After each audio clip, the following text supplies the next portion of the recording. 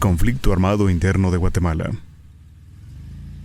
Entre lodazales y empinadas carreteras de terracería, manejo mi pick-up, un 4x4, recorriendo Ixcán, un municipio al norte de Quiché, en la región de la Franja Transversal del Norte. Fue en esta selva alejada de la civilización la que sirvió de refugio a miles de personas, en su mayoría indígenas, que como consecuencia del conflicto armado interno, huyeron a las montañas y permanecieron escondidos del mundo exterior. El conflicto armado interno de Guatemala comenzó en 1960, pero para comprenderlo mejor, debemos retroceder más de un siglo en la historia.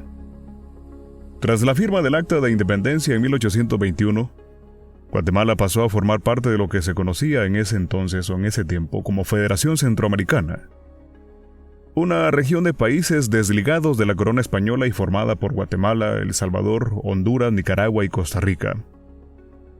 La Federación Centroamericana se disolvió en 1838 y no fue sino hasta en 1847 que se fundó la moderna República de Guatemala, durante el gobierno conservador de Rafael Carrera. En 1871, 6 años después de la muerte de Rafael Carrera, los liberales Justo Rufino Barrios y Miguel García Granado se levantaron en armas y derrocaron al gobierno conservador y establecieron la llamada Reforma Liberal. Justo Rufino Barrios fue nombrado presidente y en su gobierno se introdujo a Guatemala la producción de café a gran escala y el ferrocarril, por supuesto, para transportarlo a los puertos del país. Durante la Reforma Liberal se construyeron hospitales, escuelas militares, carreteras y ferroviarias. Además, se estableció la educación gratuita, aunque no se dio prioridad a la alfabetización de los indígenas.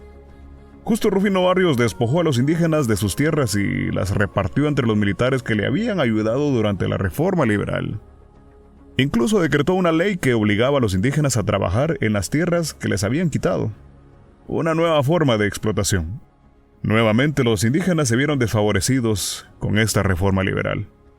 A finales del siglo XIX, la caída del precio internacional del café, la corrupción y los gobiernos de reforma liberal dejaron a Guatemala con una profunda crisis económica. En 1898, Manuel Estrada Cabrera asumió la presidencia. Durante el gobierno de Cabrera, la United Fruit Company, una empresa estadounidense que se dedicaba a la comercialización de frutas cultivadas en América Latina, se convirtió en la principal fuente económica del país. Esto no fue una casualidad. Estrada tenía intereses personales, ya que era accionista de dicha compañía y también era conocedor de la importancia del apoyo económico y militar de Estados Unidos. Así fue que la United Fruit Company llegó a controlar más del 40% de los cultivos del país, siendo en su mayoría plantaciones de banano y plátano y explotando la mano de obra de los guatemaltecos.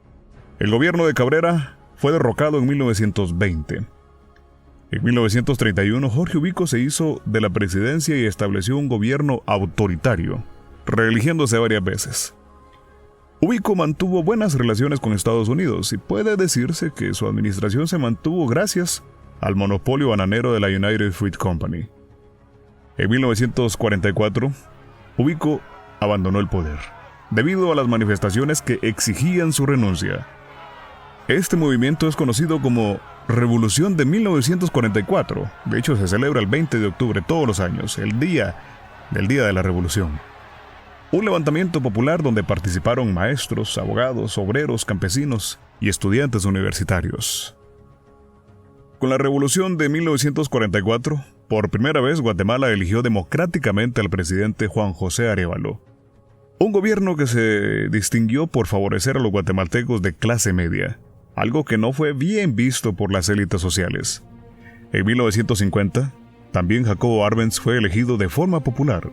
Siguiendo la misma línea de su predecesor, impulsó un gobierno socialista con ideas de izquierda nacionalista. Arbenz estaba dispuesto a devolver a los campesinos e indígenas las tierras que les habían quitado.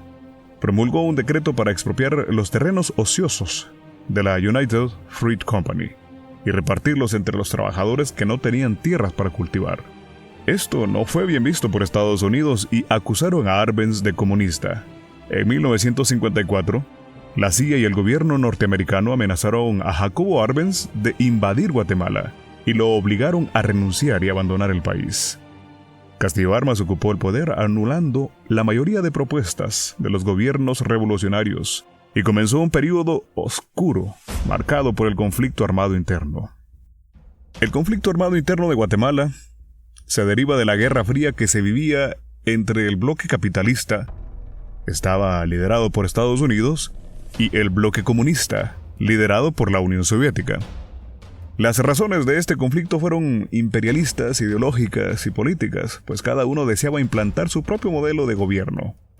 Las causas de este conflicto fueron muchas. Sin embargo, las injusticias y la desigualdad social desde tiempos de la conquista fueron factores determinantes.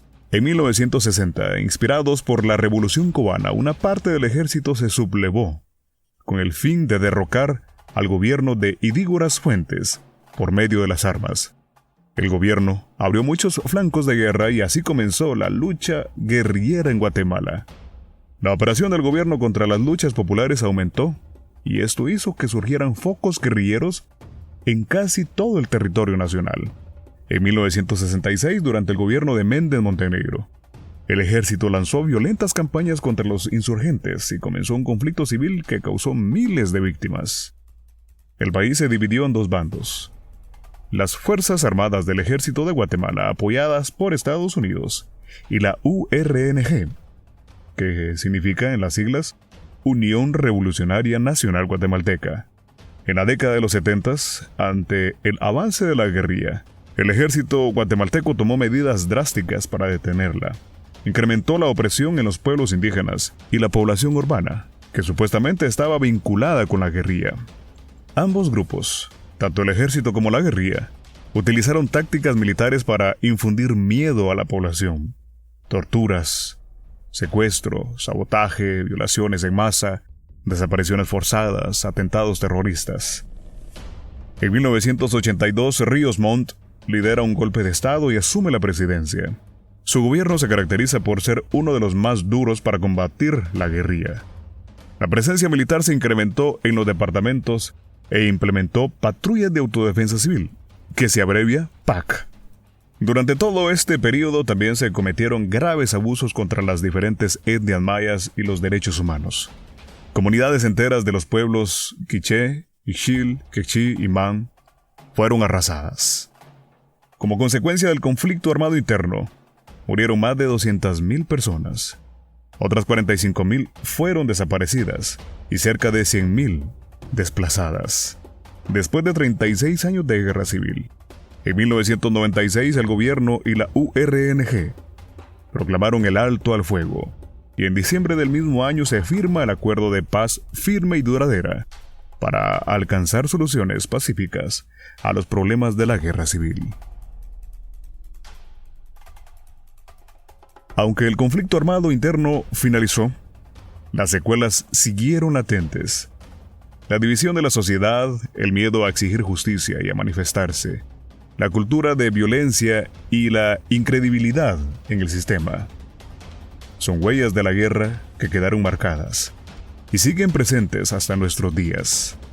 Es nuestra responsabilidad preservar la memoria de las víctimas, fortalecer el proceso democrático y dar más valor a los lugares sagrados que fueron profanados desde tiempos de la conquista. Guatemala, nunca más.